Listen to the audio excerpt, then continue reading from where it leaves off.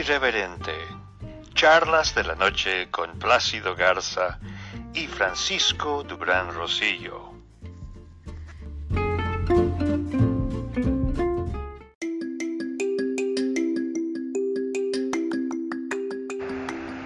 Hace unas horas concluyó el primer funeral de George Floyd, quien se ha convertido lamentablemente en el ícono de los derechos civiles de los afroamericanos. En la autopsia se reveló que también dio positivo de coronavirus-19, lamentablemente. Y después de esta ceremonia religiosa muy selectiva, que fue pues realmente tomada la palabra por el reverendo Sharpton, se hizo mención a que todo lo que él sufrió en esos 9 minutos de asfixia fue el cambio que los Estados Unidos necesita para darle al mundo un ejemplo de derechos civiles y que una situación de este complejo problema discriminatorio no vuelva a suceder. Buenas noches, Plácido Garza, socio editorial de Irreverente, Charlas de la Noche. Buenas noches, Frank. Buenas noches a la audiencia.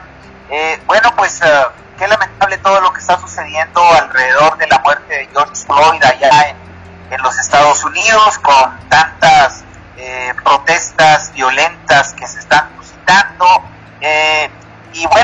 Vamos a ubicar en el contexto de lo que va a ser el primer reporte que presentemos en este programa relativo a la situación en Acapulco, Guerrero, a través de la voz de nuestro corresponsal allá, el doctor Alfredo Penilla. Adelante.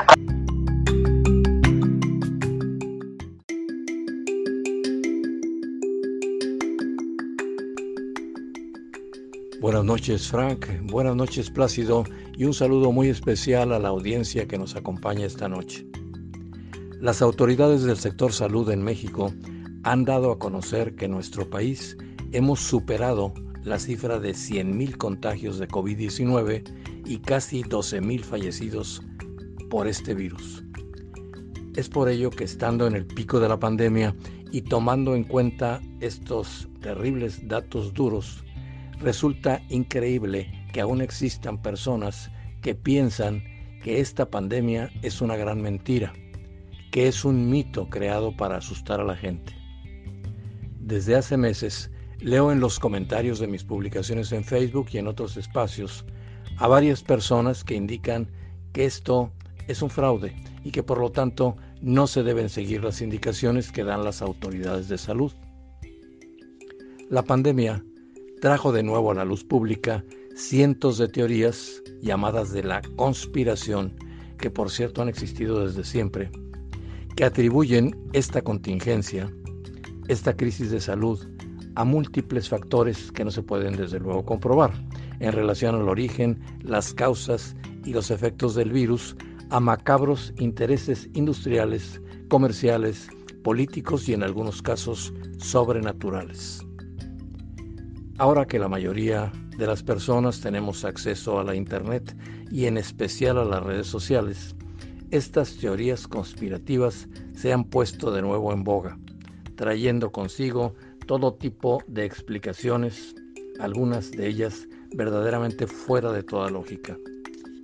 Yo me permito invitar a la audiencia a que reflexionemos seriamente acerca de esta situación tan delicada que nos ha tocado vivir y que acatemos las indicaciones del sector salud, tanto público como privado, y no nos dejemos guiar por estas teorías trasnochadas que incitan a la desobediencia y a la rebeldía, lo cual trae consigo sin duda el aumento incontrolable de contagios y en miles de ocasiones la muerte.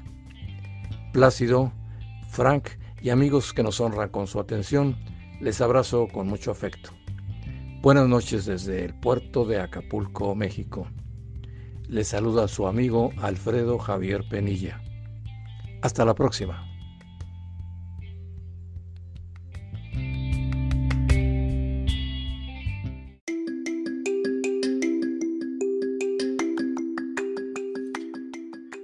Gracias, doctor Alfredo Penilla, por esta observación tan interesante con un análisis profundo sobre la situación del COVID en el estado de Guerrero. Plácido, ¿qué te parece hablar un poco de un ícono de la actuación en México?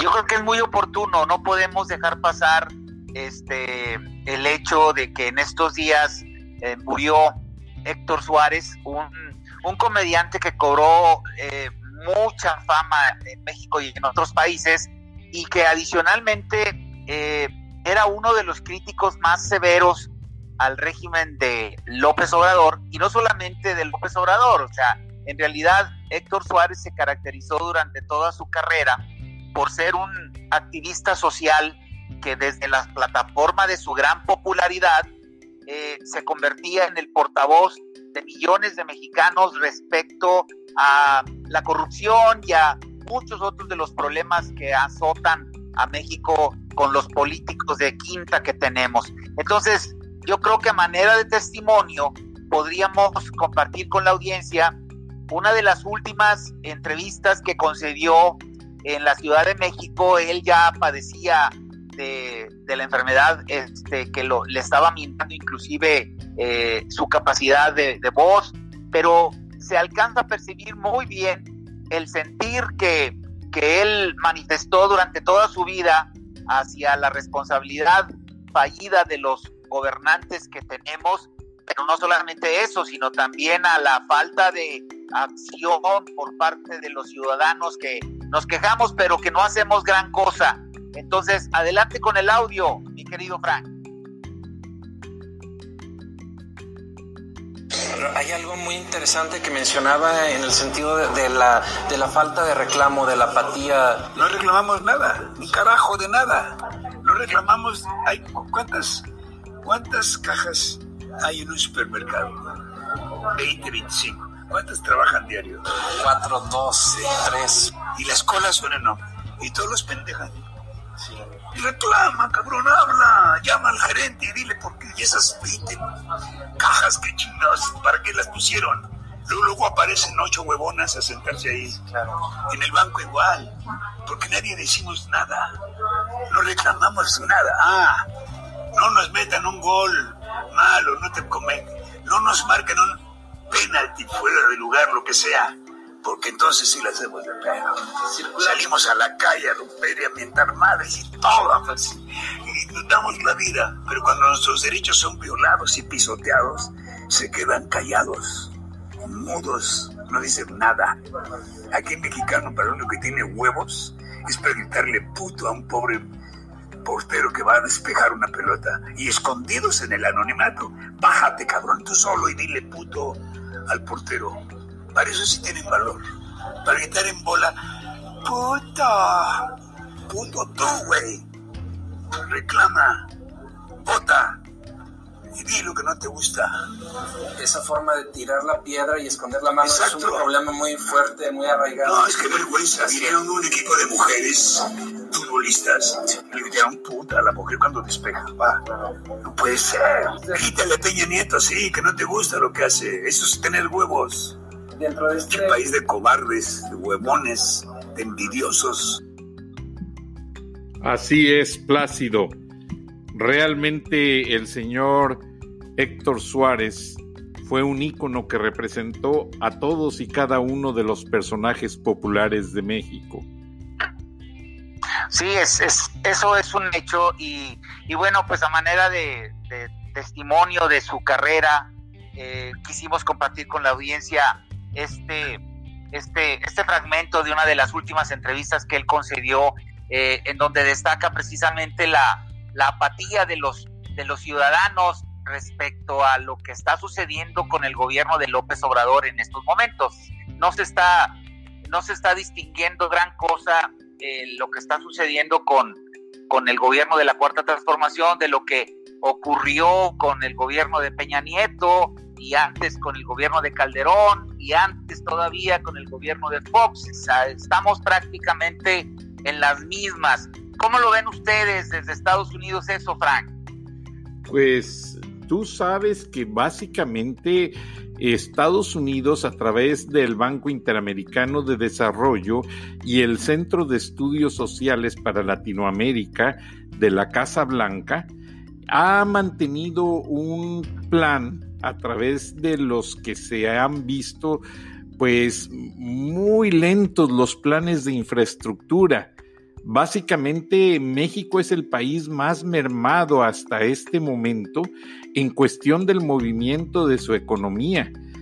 Da que no tiene un punto de balance. Tú sabes cuál es la condición que guardan las exportaciones petroleras, y pues si no fuera por los envíos de nuestros mexicanos que trabajan acá en los Estados Unidos, México estaría en una situación todavía más paupérrima, Plácido. Bueno, pues sí, efectivamente, esa es la tónica del gobierno de López Obrador, y no puedo dejar de mencionar en estos momentos una especie de incidente que ocurrió hoy en la mañana en la conferencia que López Obrador concedió durante su inexplicable, por absurda gira que está realizando por el sureste mexicano en plena emergencia sanitaria. El incidente al que me voy a referir involucra pues a uno de los periódicos líderes a nivel nacional, que es Reforma, que publicó en su edición de hoy, en Reforma El Norte y Mural de Guadalajara, un análisis comparativo en donde se menciona que México, con las 1,000 muertes que se registraron ayer y que fueron confirmadas por López-Gatell, el subsecretario de Salud, pues prácticamente se colocó entre los 3 principales países con tal cantidad de decesos provocados por el coronavirus en un solo día.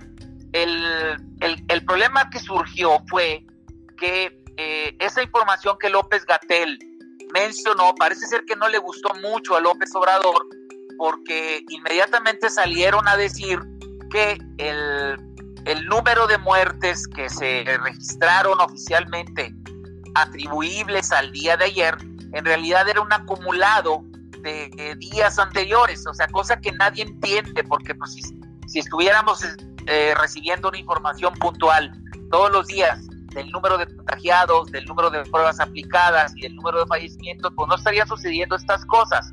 El tema es que el periódico Reforma y sus periódicos hermanos, El Norte en Monterrey y Mural en Guadalajara, publicaron en primera plana esa noticia en donde México se pone a la vanguardia en negativo, por supuesto, en número de fallecimientos. Ya son más de los números que ellos se habían estimado en un principio. Entonces, López Obrador, en su carácter vengativo y revanchista y pendenciero y peleonero, no dejó pasar la oportunidad cuando detectó que uno de los reporteros que estaban presentes en la conferencia de hoy en la mañana, un reportero de nombre Benito, representaba precisamente al periódico Reforma. El reportero le hizo una pregunta directa al presidente relacionada con eso, y en vez de dejar pasar la bola o de utilizar su mano izquierda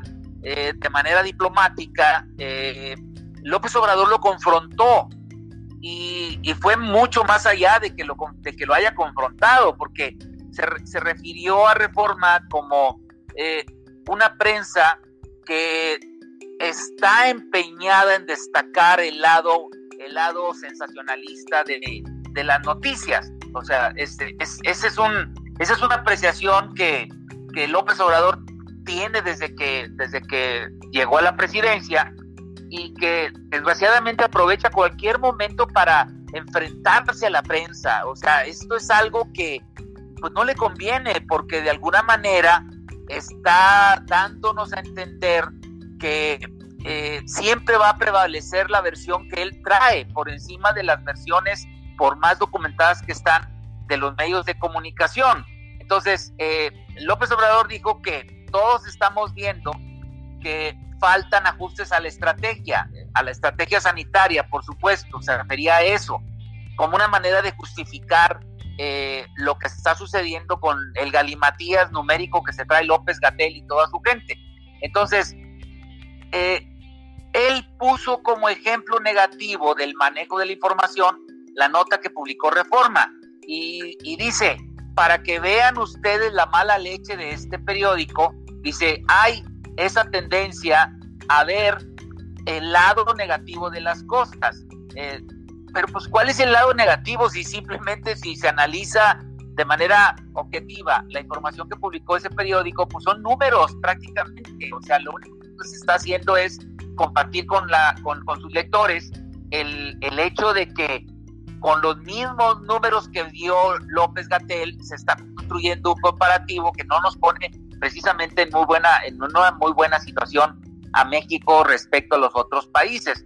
Él sigue hablando de que es una información tendenciosa que obedece a los intereses creados de grupos que manejan a la prensa fifí, a la prensa conservadora, como él se empeña en llamarlo. Y dice, el nivel de información de estos medios, y cita también al Universal, está a la deriva, dice, porque pues de alguna forma lo único que están haciendo es golpetear a la presidencia.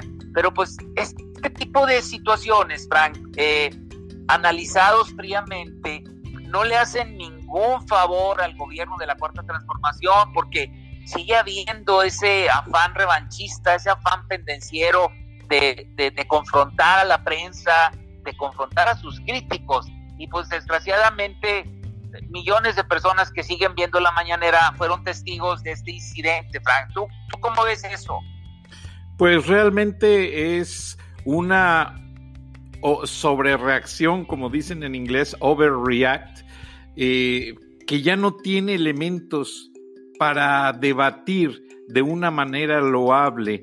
Entonces, al percatarse que le están comprobando la verdad del ocultamiento de datos y disfrazar como simples gripas algunas muertes en los certificados de defunción, pues el presidente ya se siente allanado, como ese video también que me pasaste del inicio del Tren Maya. Pues es un tren lleno de grafitis y pues realmente el presidente ahí con unas banderas, pero qué banderazo, está pasando un tren viejo sobre unas vías férreas completamente obsoletas.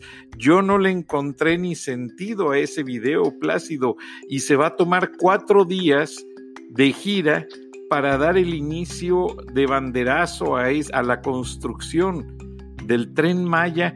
¿Qué justificación le encuentra, Plácido? Bueno, pues yo creo que no hay más justificación que el hecho de darse baños de pueblo para tratar de rescatar el nivel que va en caída libre de su popularidad, y no hay otra intención desde mi punto de vista que esa.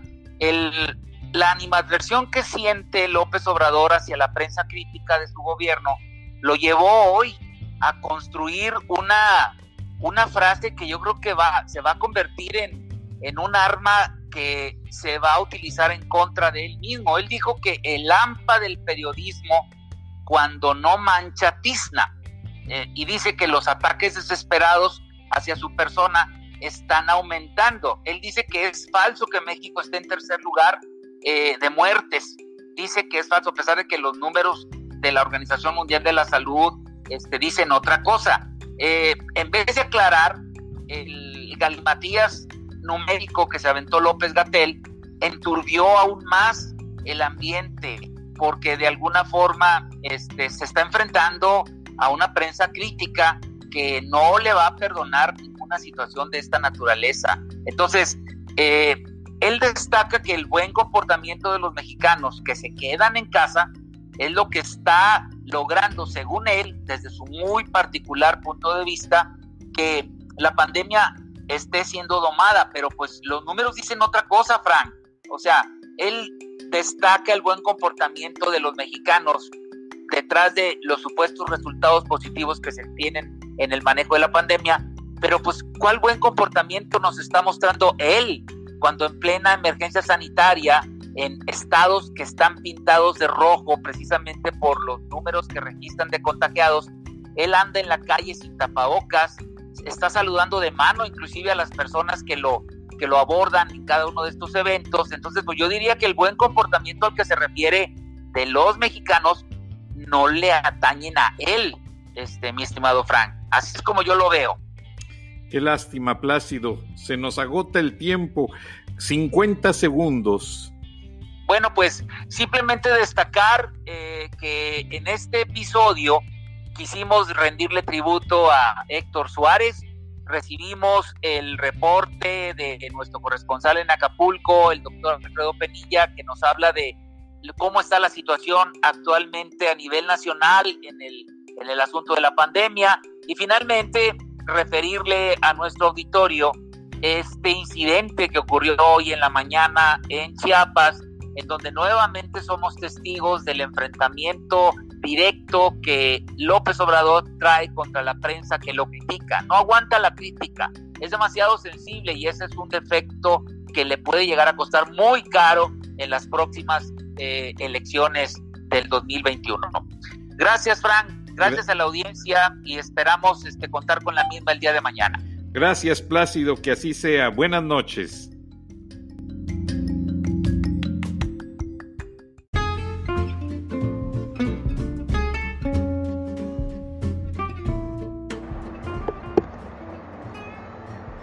La educación es el eje de cualquier país. Un país sin educación es un país sin progreso. Y los países que han tratado de manipular la educación han sido un fracaso económico, un fracaso social y hasta un fracaso político. Buenas noches, Plácido Garza, socio editorial de Irreverente, Charlas de la Noche. Buenas noches, Frank, buenas noches a la audiencia. Pues sí, como bien dices, la educación es el pilar del desarrollo de todos los países, y en el caso de México están sucediendo cosas inexplicables, están sucediendo situaciones que no alcanzan a dimensionarse dentro de un escenario razonable. Me estoy refiriendo en forma muy concreta al hecho de que en plena pandemia, en plena emergencia sanitaria, se ha hecho público que el 5 de mayo pasado el Congreso del Estado de Puebla aprobó la nueva ley de educación. Esa nueva ley de educación le permite al gobierno de Miguel Barbosa, que llegó al poder en unas muy cuestionadas elecciones por el partido de Morena, le permiten tener el control de los colegios privados institucionales en ese estado. ¿Qué significa todo esto? Bueno, pues la nueva ley establece políticas más duras al incorporar, imagínate, todos los inmuebles de las escuelas privadas, escuelas, universidades de todo tipo, todos los inmuebles de esas instituciones van a ser incorporadas al sistema educativo estatal, además de que podrían ser sancionados con 440,000 pesos ante lo que ellos llaman actos arbitrarios, para que nuestra audiencia sepa a qué se refiere ese increíble documento hecho ley. Actos arbitrarios son aquellos en los que cualquier institución afectada pudiera inconformarse contra esta nueva disposición, o sea, los van a multar. Entonces, el gobernador de Puebla se hizo, ahora sí, de manera oficial, del control de todos los colegios privados y de todas las universidades que existen en el estado de Puebla. Entonces, esta norma ya generó, a unas horas de haberse dado a conocer, un inmenso rechazo a nivel nacional por parte principalmente de instituciones y asociaciones del ramo educativo, y también los partidos políticos opositores, obviamente a Morena, ya se pronunciaron en contra de ello y anunciaron un combate jurídico contra esta ley, que de alguna manera fue dada a conocer hasta el 15 de mayo. siendo que la iniciativa se presentó 10 días antes, con mucho sigilo, porque los documentos que tengo en mi poder hablan que la iniciativa fue manejada precisamente por los diputados locales del partido Morena el 5 de mayo. No hubo ningún aviso, ninguna notificación, nadie de alguna manera se enteró de esto hasta que el 15 de mayo se dio a conocer la aprobación. Y es apenas ahora que está causando revuelo porque ya está en boca de todo el mundo. Entonces, yo recogí algunas opiniones muy específicas relacionadas a esto, y una de ellas es la del rector de la Universidad de Anáhuac, que se llama José Mata Temonson, quien dijo que el consorcio universitario y la Federación de Instituciones Mexicanas Particulares de Educación Superior están analizando las acciones a seguir luego de que sus propuestas no fueron escuchadas. O sea, las propuestas de este organismo educativo se refieren al hecho de que estaban en contra de cualquier intento por parte del gobierno estatal de Puebla de hacerse del control de las instituciones privadas. También tengo las declaraciones de Luis Ernesto Derbez Bautista, que es el rector de la Universidad de las Américas, la famosa Universidad de las Américas de Puebla, en donde él abiertamente dice que esta ley es un ataque al sistema privado de educación y que tiene un espíritu intervencionista. Los partidos de oposición, el PRI y el PAN, en el estado de Puebla, también advirtieron que es una violación al derecho privado de educación que nos asiste a los mexicanos. El asunto ya se hizo nacional, y todo esto está sucediendo en plena emergencia sanitaria. Para darle contexto a lo que el gobierno de la Cuarta Transformación pretende con este tipo de situaciones, vale la pena mencionar que antes, por instancias del mismo presidente López Obrador, fue presentada en el Congreso de la Unión una iniciativa de ley para controlar 600 mil millones de pesos del Fondo para Emergencias. Esa propuesta, que fue firmada con puño y letra de López Obrador, fue llevado al Pleno del Congreso de la Unión para discutir, y sucedió que para efectos de analizar tendría que haberse realizado un periodo extraordinario de sesiones. Obviamente los partidos de oposición se negaron a ello y no se pudo concretar ese análisis que a todas luces estaba diseñado para que la aplanadora morenista y sus partidos satélites aprobaran esa iniciativa de López Obrador. O sea, lo primero que ocurrió, para darle contexto a esto que acaba de ocurrir en Puebla, fue esa iniciativa en donde, no contentos con el inconmensurable poder que están teniendo la gente del gobierno federal, pretendían o pretenden todavía manejar a su completa discreción, a su completo arbitrio, un fondo tan importante como es el de 600 mil millones de pesos para efectos de emergencia sanitaria.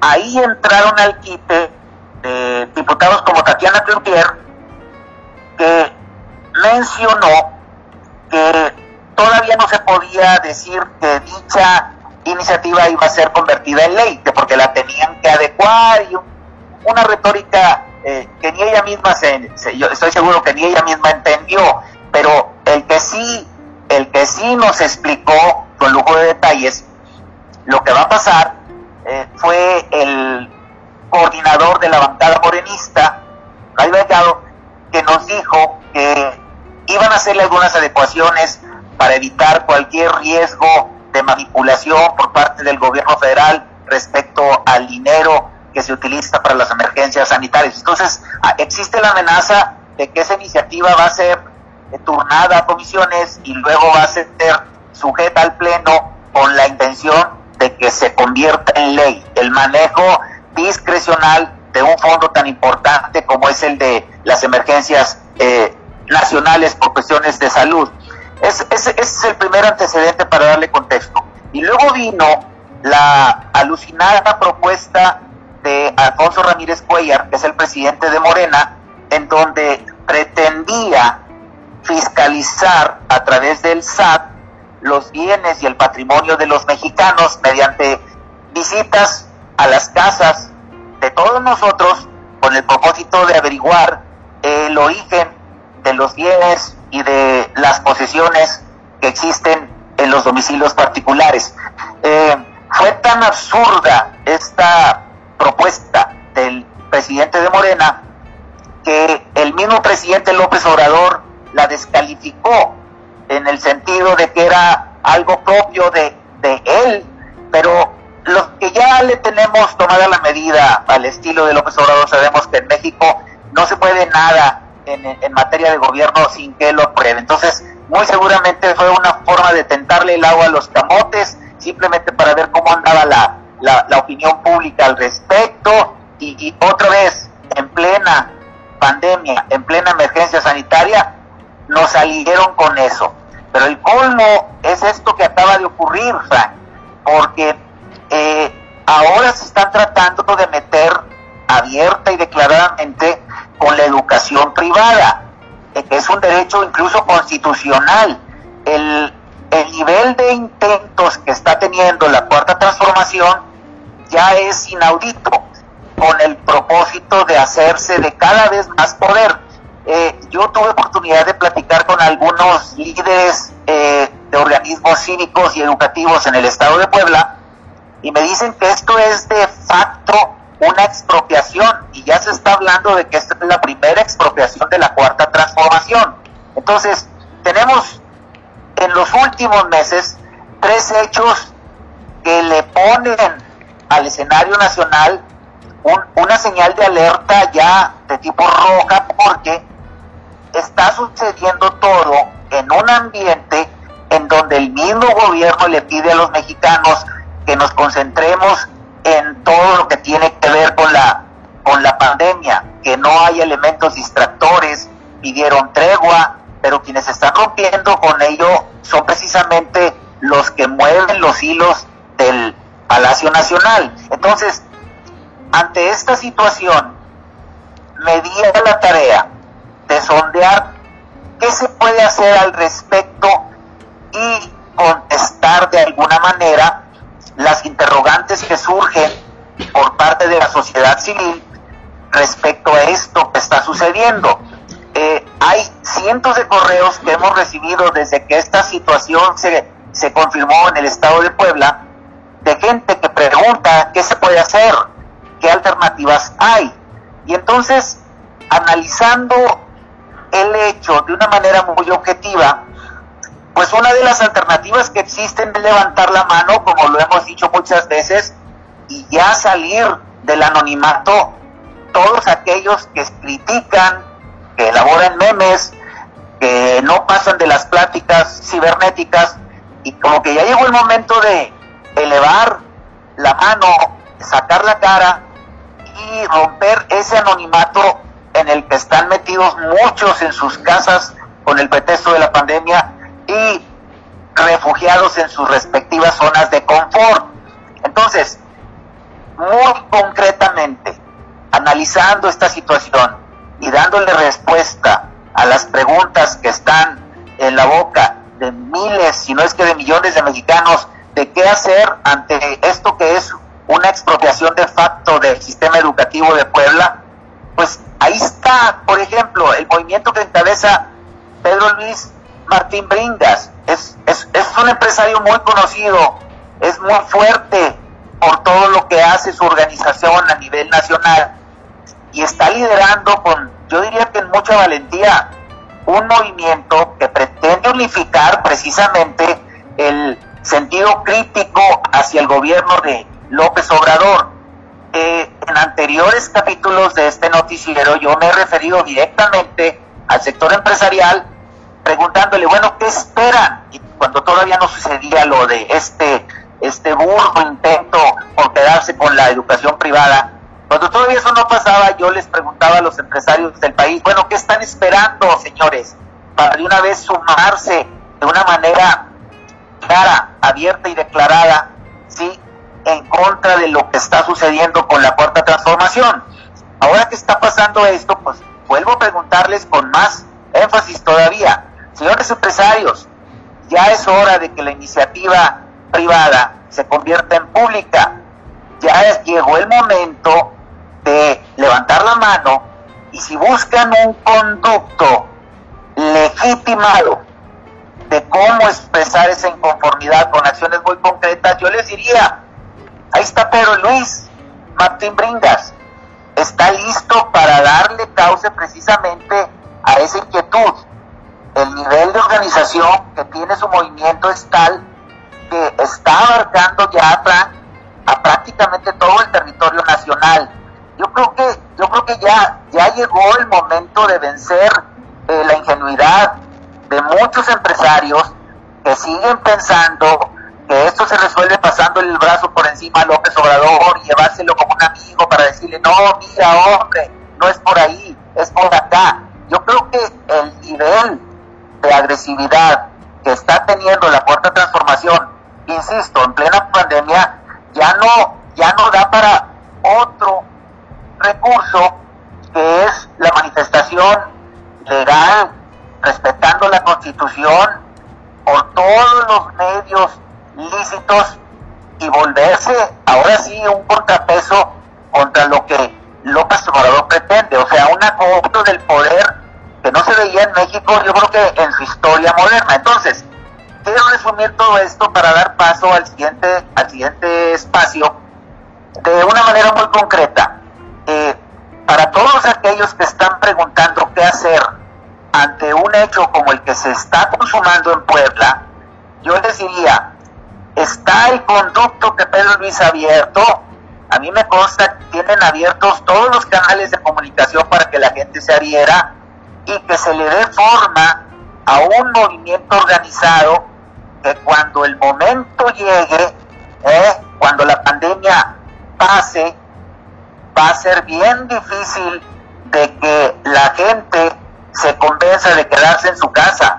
Más bien, yo creo que la arenga va a ser, quédate en la calle, porque va a ser la única forma a través de la cual el gobierno de López Obrador va a sentir el peso del repudio de una sociedad que yo creo que ya está cansada de tantas situaciones que están ocurriendo, sí, en donde nadie parece ser que está dispuesto a parar el alto, excepto Pedro Luis y su gente. Hay un equipo grande, hay un equipo que crece, hay inteligencia y hay mucha voluntad y sentido patrio en todo esto, mi querido Frank.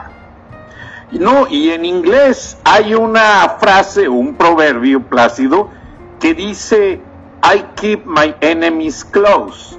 Yo mantengo a mis enemigos cerca.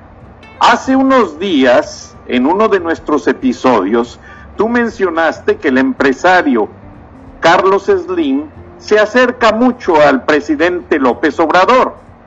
El presidente López Obrador ya de alguna manera está tratando de neutralizar la crítica periodística. Se dice que cuando habló con Zuckerberg, el presidente y propietario de Facebook, fuera de cámara, le pidió la propuesta de hacer una red de Facebook específica para México, que no tuviera salida internacional, y Zuckerberg se negó, porque ya en China están teniendo problemas con esa situación.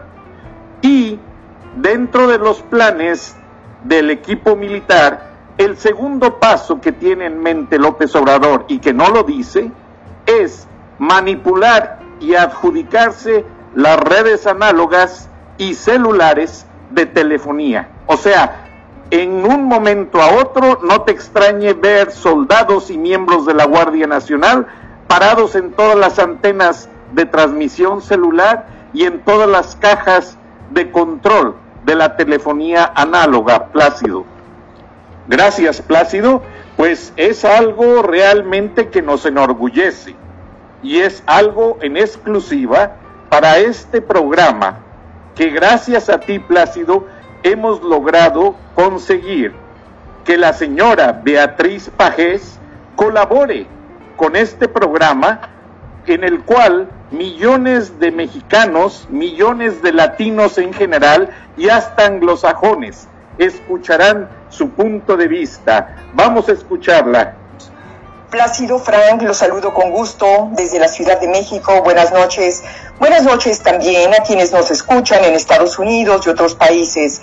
Es un gusto formar parte de Irreverente Charlas de la Noche. Este es un reporte en exclusiva para esta importante plataforma de información. El COVID-19 va a pasar a la historia, no solo como una de las epidemias más letales, sino como un virus que ha dejado ver a muchos jefes de Estado tal cual son. Un periodista español subió recientemente un video a las redes sociales para decir que los países donde la pandemia fue controlada con más eficacia son aquellos donde gobierna una mujer. ¿Qué hicieron estas mujeres? En Alemania, por ejemplo, Angela Merkel formó un gobierno paralelo integrado exclusivamente por médicos y expertos para tomar decisiones basadas no en la conveniencia política, no en la ideología, no en la ocurrencia, sino en la técnica. En México, en cambio, las cosas son distintas. Aquí hay un presidente, Andrés Manuel López Obrador, más preocupado por cuidar su popularidad que por evitar que muera la gente. El uso y manejo que el mandatario mexicano ha dado a la epidemia lo llevaría en un país democrático a un juicio político y a su destitución por poner en riesgo la seguridad nacional de su país e incluso la de naciones vecinas. ¿Qué ha hecho? Lo más grave de todo, ocultar cifras. Hasta hoy nadie sabe cuántos contagiados hay y cuál es el número de fallecimientos por el COVID-19. Pero algo sí sabemos, y eso gracias a las estadísticas internacionales, que aquí, en México, hay más muertos que en muchas otras naciones. Un simple dato lo demuestra. Mientras en Chile 65.393 casos produjeron solo 673 decesos, en México, con un número menor de casos, 62.527, resultaron 6.989 muertes. Es decir, en nuestro país la posibilidad de morir a causa de la epidemia es 10 veces más alta que en otras naciones. Algo y muy serio está sucediendo. Y lo que está sucediendo es la suma de errores, omisiones y perversidades. Hoy los mexicanos están pagando con su vida los gigantescos recortes que el gobierno ha venido haciendo al presupuesto con el pretexto de ahorrar y combatir la corrupción. La epidemia llegó al país cuando el presidente había decidido desvalijar los hospitales públicos, dejarlos sin medicamentos, sin equipos, sin gasas, sin jabón, sin médicos y enfermeras. Ese dinero, que debía haber servido para fortalecer el sistema de salud público, para atender a los más pobres y para hacer millones de pruebas de detección del COVID-19 y así evitar que la epidemia se expandiera como se ha expandido y seguirá expandiéndose, fue a parar a las arcas del proyecto electoral del presidente obsesionado con ganar las elecciones el próximo año. ¿Esta es una denuncia? Sí, es una denuncia en contra de un gobernante que ha dejado a los mexicanos en manos de la muerte, más preocupado por salvar su vida política, su leyenda, su proyecto dictatorial, que la vida de ese pueblo que hipócritamente dice amar y representar. Hasta aquí mi reflexión, Plácido, Frank. Soy Beatriz Pajés. Hasta la próxima. Yo destaco la participación de Beatriz. Ella es la directora de la legendaria revista Siempre, que este año cumple 66 años, está cumpliendo 66 años de ser un faro de periodismo independiente en México, y ella está hablando precisamente del enfoque perverso del gobierno de la Cuarta Transformación, y está hablando también muy claramente de que las acciones erráticas del gobierno de López Obrador están provocando la muerte de muchos mexicanos, Frank. Así es, Plácido, y lamentablemente se nos ha agotado el tiempo, pero te agradecemos a nombre de la audiencia, una audiencia que se comunicó conmigo hace unos días y me dijeron: somos mexicanos que aparentemente no podemos hacer nada por vivir en otro país en una condición de indocumentados. Pero nosotros sostenemos a nuestras familias en México y les vamos a decir muy claramente por quién votar. Así es que tenemos una voz, Plácido, y tenemos una objetividad que cumplir. Y todo eso se debe en gran parte gracias a ti y gracias a la señora Pajés y gracias a todos nuestros corresponsales y colaboradores. Buenas noches. Buenas noches, Frank. Buenas noches a la audiencia.